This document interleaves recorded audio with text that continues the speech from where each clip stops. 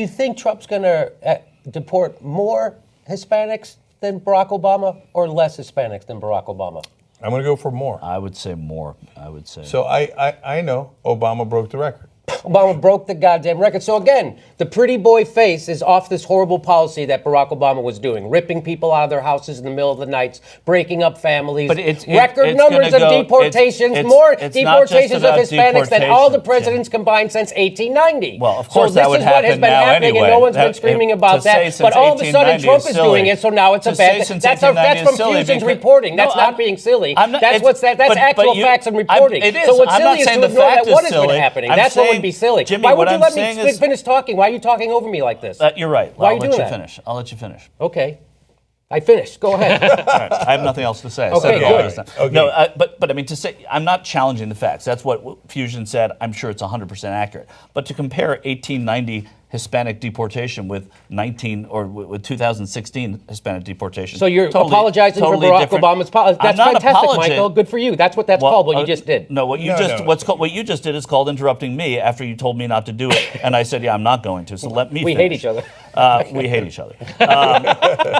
But really fucking hate each other. But what I'm saying is that it doesn't have to be like everything.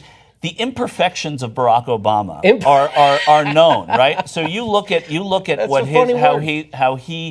the things that he has done that you don't like, and they are legion, right? That's fine. When you sit and judge this new administration, it shouldn't necessarily always be comparing it to Barack Obama.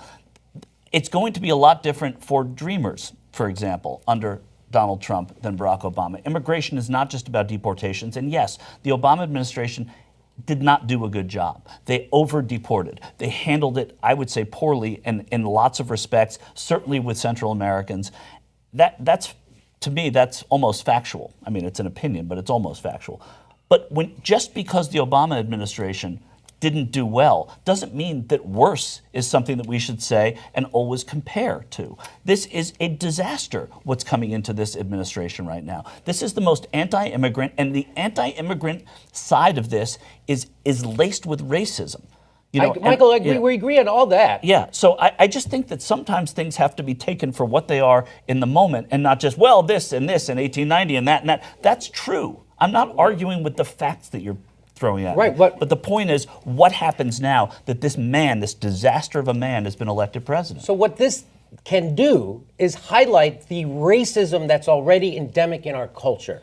So now we get to fight back against it because there's an ugly face on it. Right now, 40% of the prison population is African American. They make up 13% of the population. We live in a racist country, but it's been underneath the surface, right? Nobody talks about that. Nobody points out that Barack Obama just spent 8 years presiding over a racist criminal justice system. Nobody talks about that. So now we are talking about it. So now everybody's going to be aware of the horrible shit that our government is already doing. Right now, they're letting peaceful protesters get their heads bashed in at the behest of Barack Obama's donors right now. So when Trump is the president, more people will be outraged about the crazy shit that our government is doing right now.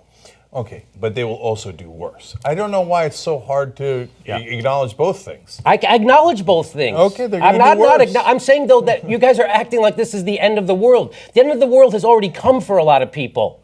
Okay. The end of the world has already been here, and you ignored it. And so now there's an ugly face, and you want him to switch his appointments? I want him to keep his appointments because now we can fight against it. Now it was the bus riders that changed things for civil rights. It wasn't a fucking politician.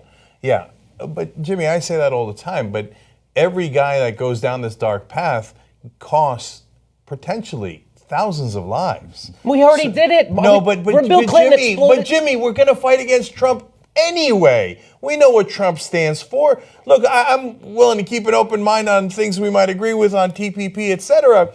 But the weight of the evidence, based on his prior actions and prior statements, is that he's going to do terrible things and we're going to fight against him. Yes. I would rather have someone a little less racist, a little less bigoted, a little less prone to disastrous wars in his administration, because I'm going to fight him either way. I'm going to beat him either way. I just don't want as many people killed and destroyed in the meanwhile. Not to mention what it does if you are watching Jeff Sessions, who is no overt racist, elevated to the job of Attorney General. That sends a bad message in and of itself, forgetting who is president now, tomorrow, yesterday. This man is an overt racist, has been. His policies have been racist, and he's being named to the Attorney General's I agree, position. and hopefully... So maybe, and it may sound hokey, but to live in a country where this guy doesn't get confirmed, that would be great. Not to confirm him and hate him. Yeah, because after a while, he just won't. I just think it'll be normal. It'll seem fine. He will have been Attorney General Jeff Sessions. And as much later on, like that stink of the fart when you walk into the room won't smell as bad. But it's still a terrible smell. You'll just grow accustomed to it. So why let someone fart in your room in the first place? That's right. Always been my message.